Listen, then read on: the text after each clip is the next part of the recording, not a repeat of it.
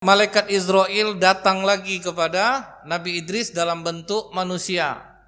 Bertamu ke rumah Nabi Idris, tetapi asal disuguhi makanan tidak mau. Artinya Nabi Idris juga tidak tahu bahwa yang datang ini malaikat. 4 hari bersama Nabi Idris, akhirnya Nabi Idris curiga, siapa kau ini sebetulnya nih? Aku Israel.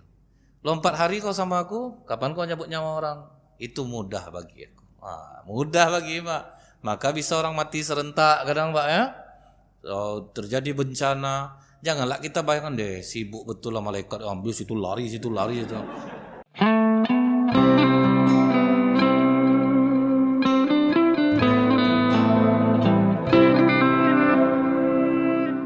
Wadhkur fil kitab Idris, dan ceritakanlah Muhammad kisah Idris.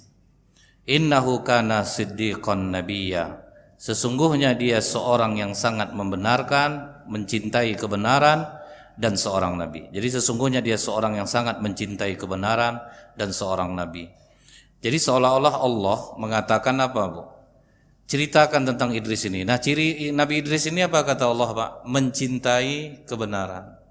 Dia mencintai kebenaran dan dia adalah seorang nabi. Kalau sekarang ini Pak, salah satu tanda hari kiamat itu adalah sulitnya kita menemukan mana yang benar, mana yang salah. Jadi kalau kita ingat, apakah baru sekarang terjadi? Rasulullah pernah mengatakan Bu, jarak antara aku dan hari kiamat sedekat 2 jari ini. Kalau kita hitung usia Rasulullah sampai hari ini baru 1,5 hari Pak. Karena 1 hari di akhirat sama dengan 1000 tahun di dunia. Jadi sampai hari ini 1500 tahun Rasulullah dari mulai lahir sampai sekarang, kita tidak hitung hijrah dari Rasulullah lahir. 1500 tahun lebih kurang, berarti baru 1,5 hari. Nabi Adam 1 jam di surga sama dengan 83 tahun. Jadi itu Pak. Nah begitu juga Bu. Yang terjadi setelah apa kata Rasulullah? Penutup pintu fitnah. Penutup pintu fitnah itu adalah Umar bin Khattab.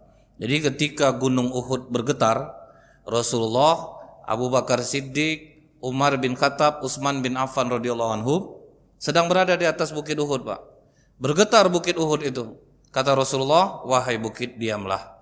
Karena di atasmu ada seorang nabi, ada seorang siddiq, dan 2 orang syahid. Jadi sudah dikatakan Rasulullah, ini 2 ini bakal mati syahid. Nah, Umar bin Khattab kenapa dikatakan penutup pintu fitnah? Maksudnya kalau sudah terbuka, fitnah itu akan bertahan sampai akhir zaman. Jadi apa yang kita lihat hari ini dulu udah terjadi Pak. Makanya dekat antara hari kiamat, kata Rasulullah itu sedekat jari itu, salah satu tandanya adalah tentang pembunuhan Umar bin Khattab, Utsman bin Affan, Ali bin Abi Thalib radhiyallahu anhu. Jadi sudah terjadi. Nah, cuman bedanya apa Pak? Sewaktu Khalifah Umar bin Khattab itu, dia dibunuh oleh Abu Lu'lu'ah, budak dari Al-Walid Mughirah bin Syu'bah. Jadi dia ini tentara terlatih, orang Persia, agamanya bukan Islam. Jadi dia pura-pura jadi budak Pak. Kerja dia di rumah Mughirah bin Syu'bah. Dan Khalifah Umar sayang sama dia ini Pak. Karena apa? Kepandaiannya banyak. Nah, dia bisa buat senjata, jadi sayang Umar sama dia. Rupanya diam-diam misi dia adalah membunuh Khalifah Umar bin Khattab. Jadi begitu dia sudah siapkan pisau beracun, sembunyi dia Pak di depan, di kamar nih. Nah, tibanya di kamar inilah. Begitu Khalifah Umar bin Khattab takbiratul ihram, keluar dia, langsung dia tikam 3 kali dadanya. Hebatnya racun dia itu Pak, apa yang dimakan keluar balik dari lubang. Itu biasanya tidak seperti itu. Itulah kehebatan dia meracun pisau itu Pak. Apa yang dimakan keluar di lubang itu. Cuman pertanyaan Khalifah Umar apa Pak? Apakah seorang muslim yang membunuhku? Tidak. Alhamdulillah. Bukan muslim yang membunuh aku. Nah, terbukalah, tertutup pintu fitnah. Maka setelah itu fitnah tidak akan pernah selesai lagi. Nah itulah penutup pintu fitnah, maksudnya itu sebetulnya terbuka setelah itu Pak. Bergantilah kepada Khalifah Utsman bin Affan radhiyallahu anhu. Nah, begitu Khalifah Utsman ini terjadi macam sekarang nih Pak. Kita kan sesama Islam saling serang sekarang nih Pak. Saling serang Pak, sesama Islam. Ada yang membenarkan gerakan ini, ada juga yang tidak membenarkan gerakan itu. Dan sama-sama Muslim. Terjadi pula pada masa Khalifah Utsman bin Affan, Abdullah bin Saba pura-pura masuk Islam. Dia orang Yahudi nih Pak. Nah, takutnya sekarang ada yang nyamar di kalangan umat Islam ini Pak. Dia masuk Islam, dia perlihatkan ketaatan dia, entah masuk di golongan mana sekarang ini kita tidak tahu. Dia masuk seperti kejadian Ustadz Abu Bakar Ba'asyir yang masuk ke dalamnya dari 2006 justru agen Pak, intelijen dari luar. Balah dia pula yang menjadi tameng Pak. Setiap kali ada apa dia jadi tamengnya. Akhirnya dilihatnya sosok Ustadz Abu Bakar Ba'asyir tidak seperti dalam pikiran dia, akhirnya dia mengakui dan masuk Islam. Itu tidak salah saya tahun 2006. Mungkin bisa dilihat lagi seorang agen intelijen yang masuk menjadi pengawal Ustadz Abu Bakar Ba'asyir, masuk Islam. Kalau tidak salah saya kejadian itu di Jogja. Nah, begitu juga Pak, di Khalifah Utsman bin Affan itu masuk orang Yahudi waktu itu. Abdullah bin Saba masuk Islam. Dia perlihatkan ketaatan dia. Begitu dia perlihatkan ketaatan dia, orang sudah percaya dengan dia, mulai dia menggoreng isu, Pak. Nah, mulai dia menggoreng isu. Apa isu yang digorengnya waktu itu? Utsman bin Affan tidak ikut perang Badar tapi jadi ahli Badar. Utsman bin Affan membukukan Al-Quran. Ini tidak pernah dilaksanakan di zaman Rasulullah. Kemudian Utsman bin Affan membagi-bagi letak unta sedekah, mana yang tidak sedekah, mana yang tidak, mana yang iya. Ini tidak pernah dilakukan oleh Rasulullah. Isu ini dia goreng di Madinah tidak laku. Karena orang tahu dengan kelebihan Utsman bin Affan. Digorengnya di Mekah lagi Pak, pindah dia ke Mekah juga tidak laku. Pindah dia ke Mesir sama Irak, baru laku Pak. Disitulah Khalifah Utsman bin Affan di demo. Yang demo siapa? Umat Islam juga. Nah, jadi itu ngerinya nih Pak sekarang ini. Apa yang terjadi sekarang itu udah lama terjadi. Datanglah 600.000 orang, 6.000 orang, 600 orang dari Mesir dan Irak pergi mendemo Khalifah Utsman bin Affan. Waktu itu sahabat udah ngomong, apa yang akan kita lakukan Khalifah? Biarkan mereka masuk, aku ingin menemui mereka. Diajak dialog. Apa yang tak senang kalian sama aku? Kau tidak ikut perang Badar, kenapa jadi ahli Badar? Perlu kalian ketahui, anak Rasulullah Ruqayyah adalah istri aku. Sewaktu perang Badar, anak Rasulullah sedang sakit keras, istri aku. Kemudian Rasulullah mengatakan jaga istrimu. Salahkah aku menuruti perintah Rasulullah? Baru terdiam orang. Jadi waktu perang Badar itu Utsman ingin ikut, cuman istri Rasulullah anak Rasulullah sedang sakit, istri Khalifah Utsman bin Affan. Jadi Rasulullah waktu perang Badar itu antara gembira dan sedih. Gembiranya menang perang, sedihnya anak meninggal dunia. Ruqayyah meninggal dunia. Baru terdiam pendemo itu semua. Nah, itulah bahayanya Pak. Kadang orang menggiring-giring opini ini. Makanya saring dulu baru sharing. Jangan sembarang memihak. Ini hati-hati kita, jangan sembarang memihak. Karena kadang-kadang kita ini buta Pak. Kalau udah memihak itu buta kita jadinya. Baik dari sebelah sini walaupun di sebelah sini. Perang-perang lah sekarang ini. Perang-perangan ini jawab, ini tanya, ini jawab. Jadi seperti itu jadinya. Nah, setelah itu, kenapa kau membukukan Al-Quran? Aku membukukan Al-Quran ini karena sudah banyak penghafal Quran yang meninggal dunia, terutama di Najd. 70 penghafal Quran, alasan mereka ke Rasulullah, kami ingin belajar Al-Quran. Diutus pria-pria terbaik penghafal Quran 70 orang. Dibantai sama mereka Pak, orang Najd. Jadi kalau tidak ini dibukukan, ini bahaya. Makanya Utsman mengumpulkannya lewat siapa? Apa yang disimpan oleh Zaid, apa yang ada pada Ummul Mukminin Aisyah itu digabung. Jadi apa yang kulakukan ini sesuatu bid'ah, tetapi manfaatnya jauh lebih besar. Terdiam pula lah balik pendemo itu. Nah, kenapa kau membagi-bagi unta sedekah? Ingatkah kalian kejadian Rasulullah ketika cucunya makan kurma sedekah? Apa kata Rasulullah? Muntahkan. Jadi saking takutnya Rasulullah, jangankan unta lagi, kurma aja pun dibedakan. Mana kurma sedekah, mana yang enggak. Jadi kalau bapak megang duit masyarakat, Pak, jangan satukan dalam dompet bapak, Pak. Enggak bisa. Enggak bisa dia. Walaupun ada duit kita di dalamnya itu, banyaklah duit kita lagi, Pak. Enggak bisa. Mesti dipisah dia. Nah, akhirnya pulang pendemo ini, Pak. Kami minta maaf Khalifah. Kami pulang. Abdullah bin Sabah menjalankan rencana berikutnya. Apa rencananya? Kerjasama dengan orang dalam, Pak. Jadi ini hati-hati juga nih. Dia buat tanda tangan Khalifah Utsman, tapi isinya apa? Wahai gubernur Mesir, wahai gubernur Irak. Kalau bahasa sekarang ya, dulu kan Irak namanya, Pak ya. Apabila mereka sampai ke daerah kalian, penggallah kepala mereka. Itu isi surat tuh, Pak. Kalau yang bohong-bohong macam ini kan terjadi juga sekarang nih, Pak. Berita-berita yang macam tertulis betul, yang betul-betul macam itu isinya. Nah, akhirnya apa, Bu? Dipanggilnya seorang budak hitam. Kau mau merdeka enggak? Maulah. Tugas mudah. Kau bawa surat ini, jalan kau dekat pendemo yang datang tadi, buat muka takut ketika melihat mereka. Sehingga mereka mencurigaimu dan mengejarmu. Nanti kau katakan bahwa kau membawa surat dari Khalifah Utsman untuk gubernur Mesir dan Irak. Nanti kau bebas. Dibuatnya lah, Pak, acting mencurigakan itu. Dikejar sama pendemo ini. Kau mau kemana? Maaf, aku akan membawa surat Khalifah Utsman untuk gubernur Mesir dan Irak. Tangkap. Buka isi suratnya. Dibuka, Pak. Melihat akan dipenggal kepala itu bangkit ngamuknya lagi, Pak. Nah, ini fitnah yang tidak bisa dihadang lagi. Jadi itu hati-hati, Bapak Ibu, hati-hati betul sekarang ini. Nyerang orang tuh balik, Pak. Dikepunglah selama 3 hari tempat Khalifah Utsman bin Affan itu. Dikepung selama 3 hari. Setelah itu apa pula, Pak? Tidak boleh sholat di Masjid Nabawi.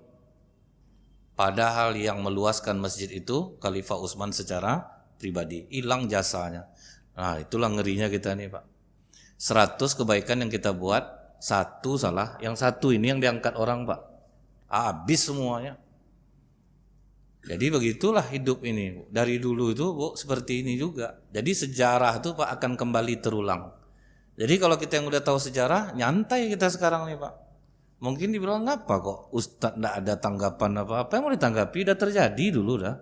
Sama juga. Apa yang mau ditanggapi? Nah, jadi, Bu ya, begitu dikepung tidak boleh sholat di Masjid Nabawi, tidak boleh mengambil air di sumur Raumah. Padahal yang beli sumur Raumah Khalifah Utsman, Pak. Sumur Raumah itulah yang membuat umat muslim bisa mengambil air secara gratis. Sumur jelek dibeli seharga 20.000 dirham, 1,8 M. Daripada orang muslim susah ngambil air, Pak, dibeli sama Khalifah Utsman. Itu kan punya orang Yahudi itu, Pak. Tidak boleh ngambil air di sana. Itulah kalau fitnah udah melekat nih, Pak. Makanya dikatakan oleh Khalifah Utsman, ya Rasulullah, bila ada seorang muslim datang kepadaku mengacungkan pedang, apa yang harus aku lakukan? Jadilah engkau seperti Habil anak Adam, jangan melawan. Nah, udah 3 hari pengepungan tuh, Bu, masuk. Kemudian ada yang menikam dada, ada yang menarik jenggot, ada yang memotong jari. Sampai kata Khalifah Utsman, saksi istrinya itu, jari yang kalian potong inilah yang menulis Al-Quran. Mati menggenaskan. Apa kata anak Ali bin Abi Thalib radhiyallahu anhu, Husain? Aku bermimpi bertemu Khalifah Utsman dalam keadaan berdarah. Dia mengatakan, atas dosa apa aku dibunuh? Itu, Pak. Nggak jelas apa yang Pak semulia itu sahabat, Pak, dibunuh orang. Nah, kemudian jangan disolatkan. Itu pula ya, Pak, udah dibunuh secara keji, jangan disolatkan. Apa kata Ummu Habibah istri Rasulullah? Siapa yang melarang kami menyelenggarakan jenazah Utsman, aku istri Rasulullah akan membuka tutup kepalaku. Maksud ditanggalkannya jilbabnya, akan berjalan di Madinah ini. Takut pendemo itu Pak, karena kalau sempat istri Rasulullah waktu itu membuka hijabnya, hujan batu Madinah, kata para sahabat.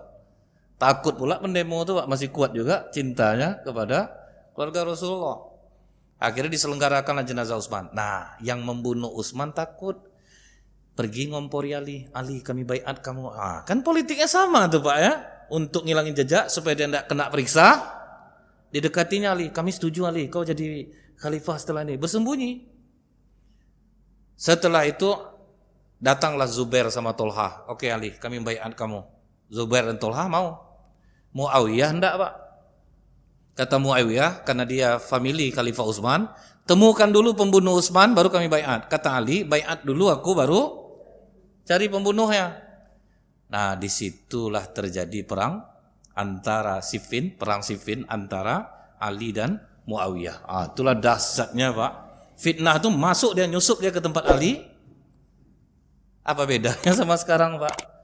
Masuk dulu partai ini, selesai itu nampak agak bahaya sedikit Pak, masuk sini. Sekarang nyusup dia kemari. Orang yang tepuk tangan sekarang nih Pak, yang punya YouTube enak lah, naik dia banyak AdSense dapat Pak, dengan mengeluarkan berita ini. Nah jadi memang kebenaran itu penting, cuman kita harus jeli dulu Pak. Makanya kata Allah di sini, dia seorang yang mencintai kebenaran, jadi tidak mudah untuk menerima info. Jangan sampai tipis kuping. Udah banyak orang kena dosa lah, masalah besar lagi. Kadang suami dijelekkannya istrinya, sudah itu istri menjelekkanlah suaminya, kan sama-sama jelek dua-duanya sebetulnya Pak kan. Untuk kasus yang seperti itu aja payah kita percaya. Datang istri nangis-nangis dia ke rumah kawannya, pokok kawan kan kakak besok ya ke pengadilan agama, ndak tahan kakak nengok abang lagi. Kasar betul, ada semangat lah kawan, iyalah kak, ndak mungkin lah kakak dizolimi terus. Senin dah berpeluk naik onda balik Bu. Kak ndak jadi kak, ndak abang dah minta maaf. Macam itulah Pak, itu untuk yang kecil aja baru tuh Pak. Untuk yang kecil, apalagi yang sebesar ini bisa berubah-ubah. Nah ini Ibu, jadi Nabi Idris ini dipuji Allah karena mencintai kebenaran. Kemudian wa rafa'nahu makanan 'aliyya, dan kami telah mengangkatnya ke martabat yang tinggi.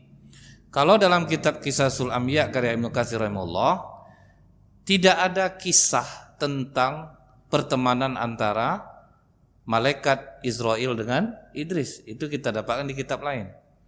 Tapi kalau di kitab Qisasul Anbiya, maksud dari ayat ini apa Pak?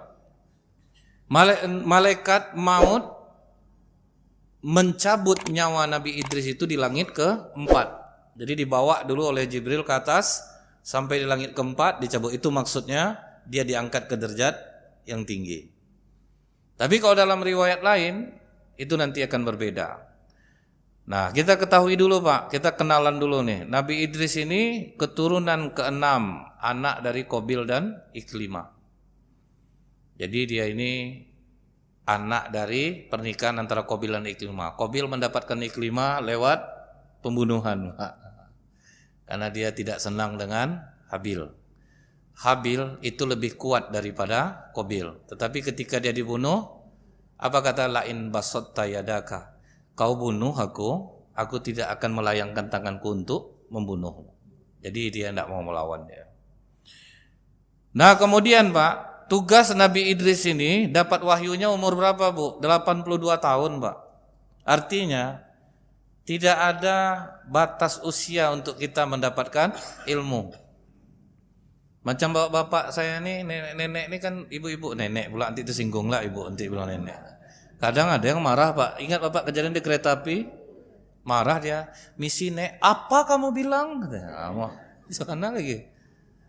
Macam ibu-ibu lah. Ibu-ibu. Jadi tidak ada Pak. Oh kalau kita udah tua itu Pak. Allah Pak memberikan kemudahan bagi siapa yang mau menuntut ilmu. Tidak memandang umurnya. Ibu tahu enggak? Mahasiswi tertua di Indonesia, gelar dia waktu doktor umurnya 79 tahun Pak. Masuk kuliah umur 65 tahun baru masuk. Jadi apa kata suaminya, biar murah kau naik bus, tengokkan kartu mahasiswa kau. Tentu ketawa ke naik bis tuh Pak. Akhirnya digurauin dia sama kenek bis ini. Hati-hati ya dek, ngamuk nenek ini Pak. Pulang dia ngamuk lah dia sama suaminya. Gara-gara abang aku dipanggil adek sama kenek bus. Nah, jadi tidak ada batasan umur ternyata untuk menuntut ilmu. Nah 82 tahun baru dapat wahyu. Apa kelebihan yang diberikan Allah kepada Nabi Idris? Manusia pertama yang pandai baca tulis pertama Pak. Makanya wahyu yang pertama diberikan ke Rasulullah itu Iqra bismi rabbikal ladzi khalaq khalaqal insana min 'alaq Iqra wa rabbukal akram alladzi 'allama bil qalam. Mengajarkan lewat pena, baca, tulis. Ahli-ahli sejarah tidak pernah tahu bentuk dinosaurus Pak. Dikumpulkannya tulangnya, tidur bawa pena semua itu Pak. Jadi kadang Allah ini mengajarkan kita lewat perantara pena. Karena rajin menulis, terbayang langsung bentuknya Pak, langsung lukis. Itu Pak, baca, tulis. Nah kemudian ada pengetahuan lain yang diberikan Allah Pak, kelebihannya. Bisa merawat kuda, ilmu perbintangan, ilmu berhitung, yang dikenal sekarang dengan matematika. Jadi multi talent nih Bu. Artinya orang sebetulnya sudah diberikan Allah kelebihan masing-masing yang tidak diberikan kepada orang lain. Masing-masing kita nih Pak Bu, sempat tahu kita apa yang menjadi kelebihan kita akan berhasil Pak. Karena kita akan ikhlas ngerjakannya, karena kita suka dengan bidang itu. Ini sekarang pokok kuliah kok nak mengenai jadi pegawai kok sok bapak yang tenang aja lah. Akhirnya dia sebetulnya tidak bakat jadi pegawai Pak. Itu yang membuat hancur sekarang ini pendidikan kita ini Bu, karena apa? Selalu mengarahkan kepada hal-hal yang kita anggap itu baik untuk anak. Padahal itu bukan bidang dia. Ada anak ini dia suka menggambar Pak, dipaksa bapaknya di matematik. Akhirnya matematik tidak dapat, bakatnya gambar tidak terasa. Contohnya orang yang udah bakat jadi guru Pak ya, di pedalaman itu gaji cuma 500.000 sebulan, dibawa keluar tidak ada yang mau Pak, karena dia sudah ikhlas bekerja di sana. Jadi kalau orang mengerjakan sesuatu yang dia cintai, dia akan ikhlas Pak. Dia pasti akan ikhlas karena dia suka dengan bidang itu. Ya, memang Allah yang ngasih itu Bu. Contohnya Pak, di antara ibu-ibu ini masak nasi goreng semua pandai Pak, tetapi bisa berbeda rasanya, bumbunya sama Pak. Itulah talent tadi itu Pak. Makanya ada yang jual nasi goreng ramai, ada yang sepi, padahal bumbu sama. Lontong ini ramai, lontong ini sepi, padahal bumbu sama Pak. Tetap rasanya berbeda, karena talent udah ada. Jadi jangan suka nengok-nengok orang lah. Ini kadang Pak ya, pokoknya jadi pegawai itu enak, padahal dia tidak bakat di situ Pak. Akhirnya kacau dia jadinya. Yang mempraktekkan ini justru sekarang siapa Bu? Swedia. Swedia negara paling ramah pendidikan nomor 1 di dunia. Karena mereka mempraktekkan ini Bu. Kemana bakat anak ini, ke situ dia diarahkan. Kita melihat Rasulullah SAW Bu. Kenapa Rasulullah sukses Pak? Orang aja berdakwah 22 tahun, tidak berapa orang yang dengarkan dia Pak. Rasulullah 22 tahun sukses Bu, karena Rasulullah meletakkan orang sesuai pada tempatnya. Itu yang membuat Rasulullah sukses tuh. Dia tahu talent masing-masing tuh Pak. Contoh, waktu perang Badar ada 2 orang anak kecil yang daftar. Umur 13 tahun sama 14 tahun. Mu'az bin Ammar al-Jamuh, Mu'awis bin Afrah. Kalau kita 13-14 di warnet main Pak ya nyuruh pulang nih. Kadang di masjid pun main game dia Jumat Bu. Susah. Karena kebiasaan orang kita ini tuh mendiamkan anak pakai HP sekarang, bahaya Bu. Di Amerika aja tidak ada anak-anak yang main HP satu pun Pak. Orang Yahudi tidak ada yang main HP anak. Dikirimnya ke Indonesia. Makanya hancur kita nih Pak. Duduk berlima tidak ada yang ngomong satu pun tuh Pak. Tidak ada yang ngomong. Dia asik dengan kesendirian dia masing-masing. Orang jauh diajaknya ngomong, orang dekat tidak diajak ngomong lagi. Hancur silaturahim sekarang ini. Nah kemudian Pak, apa kata Mu'az bin Ammar al-Jamuh dan Mu'awis bin Afra ini? Ya Rasulullah, kami berdua daftar perang. Kata Rasulullah, Kalian masih kecil. Umur kau berapa? 13 tahun ya Rasul. Kamu 14 tahun ya Rasulullah. Pulang kalian. Kalian berbakti kepada orang tua kalian. Sama kalian mendapatkan jihad fisabilillah. Kami, mamak kami yang nyuruh nih Rasulullah. Pulang kami kena marah nih. Mamak kami yang nyuruh nih. Justru mamaknya rupanya Pak yang mensupport anaknya daftar perang. Penasaran Rasulullah. Kau bisa memainkan pedang? Umur aku memang kecil Rasulullah. Kami berdua nih ahli memainkan pedang. Coba main kalian dulu berdua. Dites ternyata memang bagus permainannya Pak. Langsung lolos. Itu kelebihan Rasulullah Pak. Tidak nengok umur. Punya potensi, pakai. Cuman kata Rasulullah, kalian jangan maju ke depan. Kalian di belakang aja. Ternyata waktu perang Badar berkecamuk Pak, dia dekati Ibnu Mas'ud.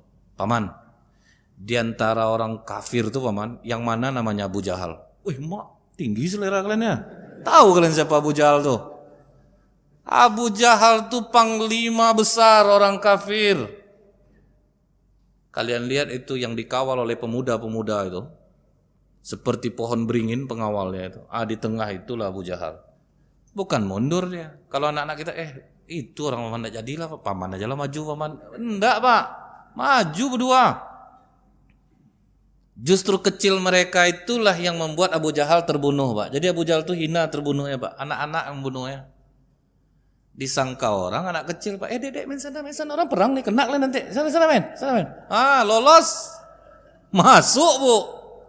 Ditebasnya Abu Jahal Pak. Mereka inilah yang membunuh Abu Jahal, anak-anak. Sukses, berhasil, karena mereka punya kemampuan. Waktu perang Badar pula, Zaid bin Sabit datang bawa pedang Pak. Ya Rasulullah, aku ingin daftar perang. Oh, kau yang ngantarkan makan pertama kali aku sampai rumah Abu Ayyub Al-Ansori? Iya ya Rasulullah. Coba kau mainkan pedang Pak. Rupanya tidak pandai. Tidak pandai Zaid bin Sabit Pak, main pedang. Pulang kau nak. Pulang Zaid nangis Bu, mamaknya bawa Pak. Dibawa sama mamaknya. Dia mungkin lemah memainkan pedang Rasulullah, tetapi ingatannya kuat. Dia pandai menulis. Dia sudah hafal 17 surat dalam Al-Quran. Silahkan ya Rasulullah, coba kau tes dia. Dites oleh Rasulullah. Rupanya iya Pak. Kemampuan dia mengingat tinggi. Langsung diangkat menjadi sekretaris pribadi Rasulullah. Umur 13 tahun.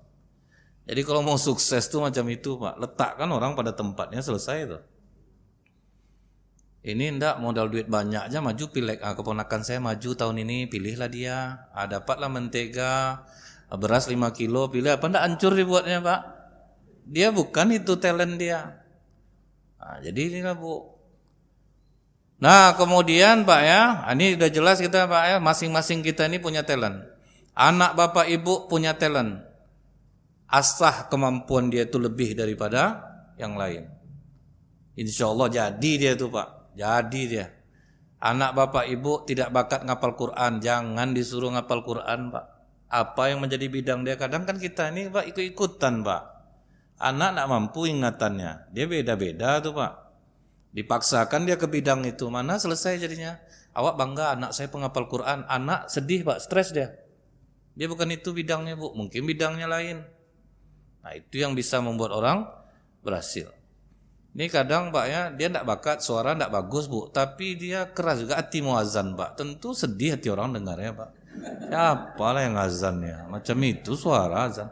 Tapi dia pede pula Pak, talentnya jelas tidak di sana. Kadang ada imam maju tak gentar ya Bu, pokok tidak peduli Pak, maju aja dia. Orang risau di belakang tuh. Surat Al-Ikhlas aja dibacanya tidak ikhlas orang jadi makmumnya Pak, sependek itu.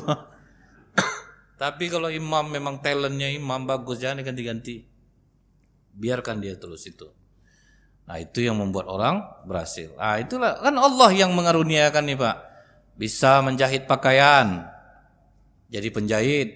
Kemudian orang dulunya pakai kulit binatang, semenjak Nabi Idris baru memakai pakaian. Nah dijahitkannya Bu. Jadi itu talent. Tidak bisa sembarangan. Yang bidangnya jahit, dia pasti bisa berzeki dengan jahitannya. Kemudian Pak, gelar dari Nabi Idris ini Asadul Usud, artinya singa. Singa ini Bu, yang diambil kenapa digelari singa itu Pak. Singa itu kuat, berani, dan percaya diri. Yang lainnya jangan diambil. Jangan nanti dibilang orang, tidak tahu Ustaz sifat singa itu. Tahu Pak, singa ini jangan diikut semuanya Pak. Dia 3 ini aja yang boleh diikut. Jangan Bapak dibilang orang, Bapak ini macam singa, bangga Bapak Pak. Karena takutnya yang di luar 3 ini Pak. Singa yang cari makan kan betina Bu.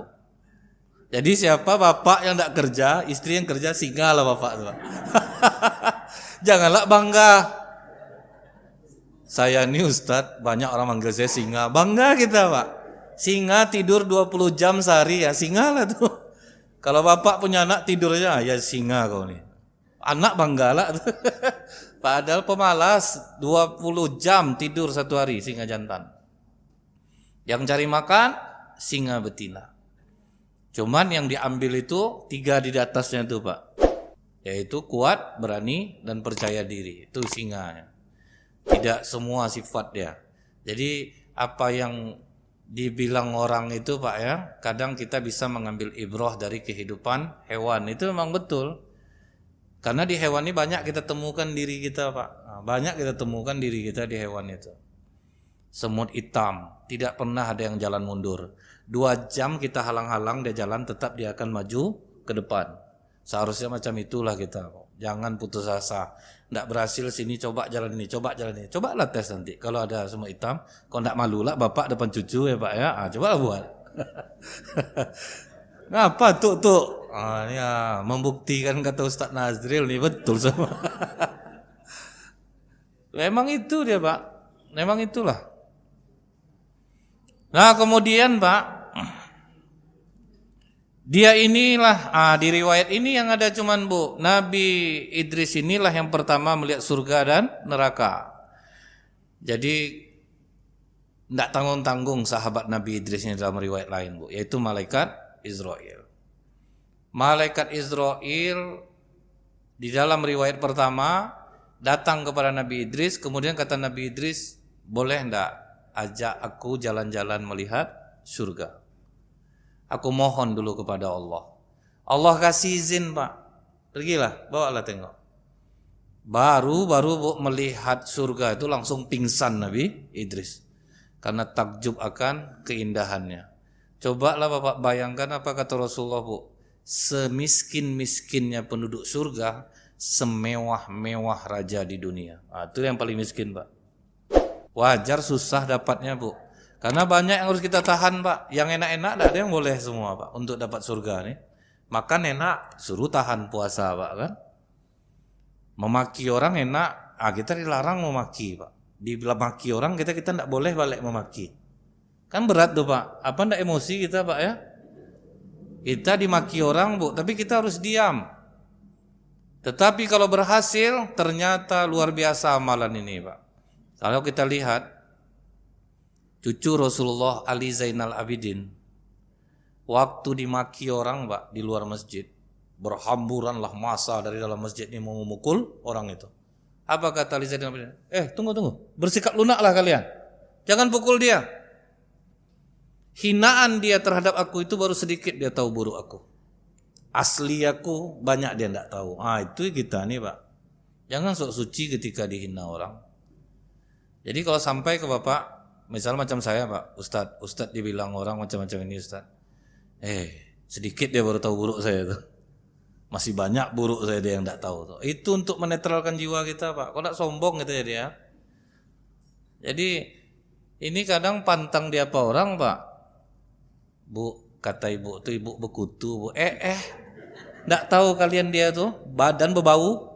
Banyak orang risau kalau dia masuk masjid langsung dibalas Pak. Jadi inilah Bu yang harus kita amalkan. Untuk mendapatkan surga itu memang berat Pak. Dia gratis tapi berat. Yang enak-enak semua tidak boleh. Yang enak-enak semua tidak boleh Pak. Berbini lebih dari satu kan enak tuh Pak. Awak tidak mampu, tidak boleh kata Rasulullah. Neraka untuk kalian kalau kalian tidak mampu. Kan itu tuh Pak ya. Yang kan enak tuh Pak. Macam wanita-wanita di Syria kan sudah dipesankannya Pak. Tolong sampaikan kepada laki-laki Indonesia. Suami kami banyak mati di medan juang. Tolong selamatkan anak-anak kami yang menjadi yatim. Caranya mudah, nikahi kami. Itu Pak. Kita mau Pak, berani enggak? Itu yang masalah. Kalau mau lah. Kita harus ingat pula Pak, mampu atau enggak? Kan di situ lagi masalahnya Pak. Harus bersikap adil seperti Abu Darda, kena sama Rasulullah Pak. Istri Abu Darda main ke rumah Ummul Mukminin Aisyah, Bu, enggak dandan. Kata Rasulullah, beserak istri Abu Darda ini sekarang. Kenapa enggak dandan dia, suaminya di rumah enggak? Iya. Itu artinya Bu apa? Rasulullah biasa aja Pak kok. Lihat kawan-kawan istri sahabat kita nih yang sekarang yang agak berlebihan sedikit Pak kan. Rasulullah santai aja, kenapa enggak dandan? Suami aku enggak butuh lagi ranjangnya Rasulullah. Rupanya Abu Darda tak minta ampun Pak. Enggak dipedulikan istri lagi, dia sibuk dengan ibadah-ibadah dia. Kan marah Rasulullah sama dia. Istrimu punya hak, matamu punya hak, tamumu pun punya hak. Harus adil macam itu Pak. Kan berat jadinya Bu. Nah makanya Nabi Idris pingsan melihat, wah begitu indahnya surga itu. Ya sedangkan yang semiskin-miskinnya udah semewah-mewahnya Pak. Apalagi kata Rasulullah Bu, besok di akhirat diambil orang yang paling kaya di dunia ini, dicelupkan dia ke neraka setitik aja Pak, diangkat balik. Ditanya, pernahkah kau merasa senang? Enggak. Lupa Pak, saking ngerinya neraka itu. Dimasukkan orang yang paling sengsara di dunia ini Bu ke surga, setitik aja. Pernah enggak merasakan susah? Enggak. Lupa langsung Pak, saking nikmatnya surga. Sampai kata Rasulullah Bu ya, kalau sempat diperlihatkan Allah saja bidadari Pak, waduh semua pohon ranum semua ya Pak, terang benderang. Sehingga Bu ya, waktu Julaibib meninggal, Rasulullah pertama tersenyum, menangis, kemudian tersenyum, yang terakhir dia balikkan badannya Pak. Ditanya oleh sahabat, kenapa tadi kau awalnya menangis ya Rasulullah? Kata Rasulullah, orang macam Julaibib ini langka. Padahal dia mau nikah, tapi karena panggilan jihad Pak, ditinggalkannya jihad, ditinggalkannya nikahnya. Dia pergi jihad, mati dia. Kalau kita Pak, sempat besok mau nikah, ada panggilan jihad, aku membana nih ya. Besok mau nikah nih. Udah lama aku melamar perempuan kena tolak. Ini dapat nih sekali ini. Padahal Rasulullah udah memaklumi Pak, dia tak boleh ikut sebetulnya, tapi dia tetap ikut. Yang kedua, aku tersenyum karena Allah perlihatkan bagaimana indah tempat di surga untuk dia. Yang ketiga, aku memalingkan muka karena ramai bidadari berdesak-desakan mengambil ruhnya sampai tersingkap betis-betis mereka. Maka Rasulullah cepat berpaling Pak. Sedangkan nengok perempuan di dunia ya Pak, udah payah kita tidur Pak, nampak kakinya. Apalagi bidadari, tidak bisa tutup mata ini lagi Bu, mati kita dibuatnya itu Pak, saking cantiknya. Nah kemudian apa kata malaikat, apa kata Nabi Idris? Aku sudah melihat keindahan surga, ajak aku ke neraka. Belum pula sampai ke neraka, Nabi Idris langsung pingsan pula.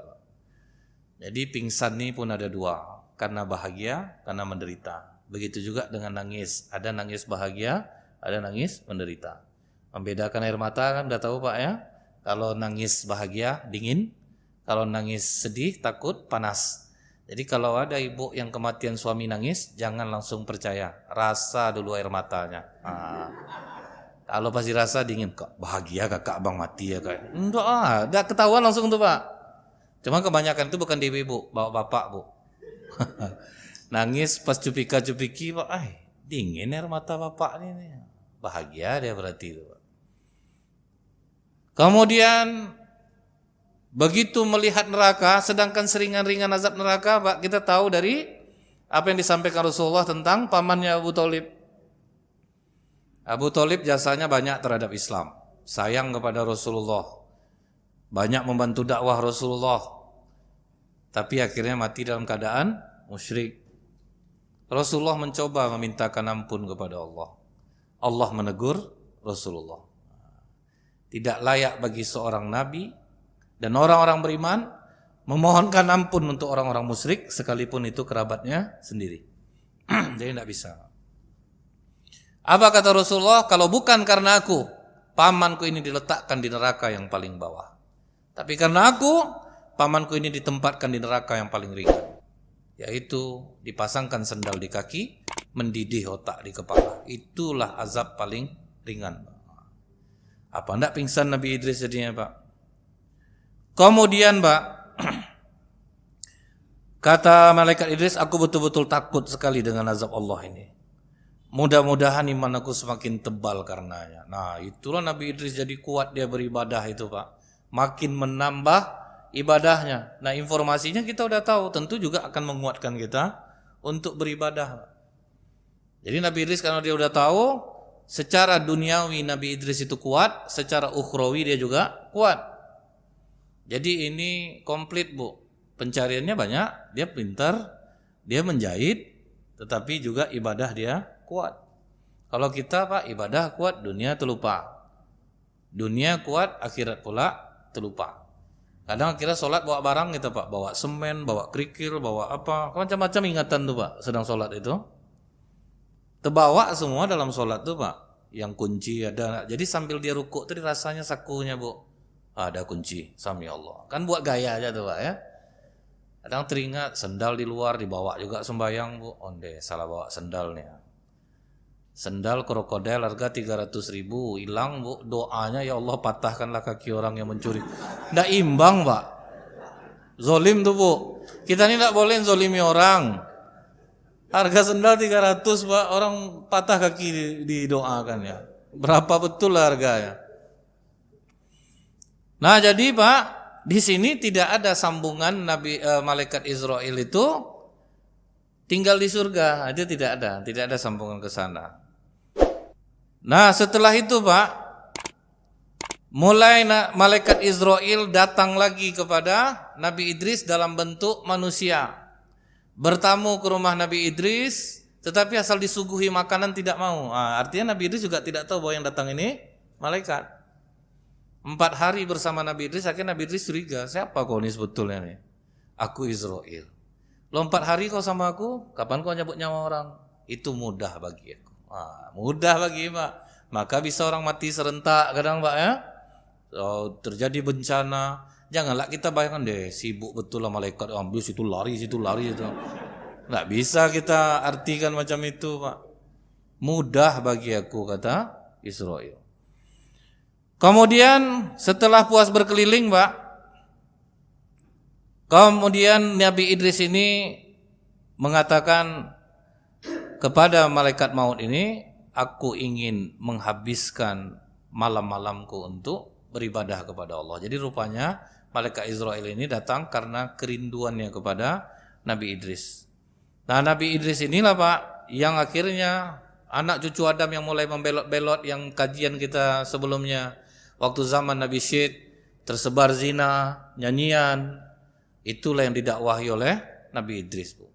Nah, kebetulan dia punya ekonomi yang kuat, agak lebih mudah untuk mengajak orang. Jadi memang, Pak, ya, peran orang dermawan ini besar, Pak, untuk mudah mengajak orang kepada kebaikan.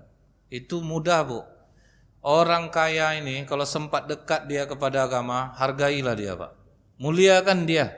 Karena dengan uang yang dia miliki, dia bisa ngajak orang, Pak. Cobalah misalnya, Pak, Bapak kaya, uang ada 1 juta. Dalam seminggu itu uang 7 juta kecil bagi Bapak. Panggil orang luar nih, Pak, ikut kajian 50.000, mau enggak? Penuh masjid ini, Pak, lantai 2 ini penuh nih, habis semua, enggak dapat duduk Bapak lagi. Karena memang itu terbukti, Bu. Saya ingat waktu kita buat program untuk tukang ojek pangkalan di Jalan Todak, Pak. Mereka karena bukan enggak mau mungkin dekat sama agama nih, Pak. Pencarian itu susah. Akhirnya waktu itu ditanyain, penghasilan Bapak berapa? 35.000 satu hari. Dikasih 100.000 satu orang, mau enggak dengar ceramah? Wah, ramai daftar, Bu. Terdaftarlah 20 orang. 3 hari 100 satu hari, berarti 20 orang kan lumayan tuh, Pak. Atang orang kaya, saya yang nanggung semuanya, katanya. Berapa hari? 3 hari mereka, saya yang nanggung. Ustadz-ustadznya siapa yang ngajar? Dibayar. Rupa serius Bu, mereka mendengarkan. Bukan tak mau orang dengarkan tausiah tuh Pak. Duit masuk nih Bu.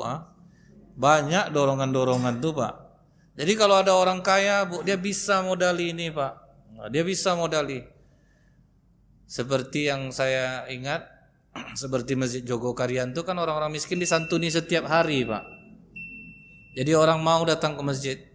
Jadi kalau Bapak ini berduit, bolehlah buat macam ini juga Pak. Ajak-ajak orang untuk mendengarkan ceramah, untuk datang ke masjid. Kata Rasulullah apa Bu? Kadang ada orang ini yang bisa ditarik lewat perutnya, seleranya ditarik Pak. Nah, seperti dulu ingat saya di Darul Amal nih, musola Darul Amal.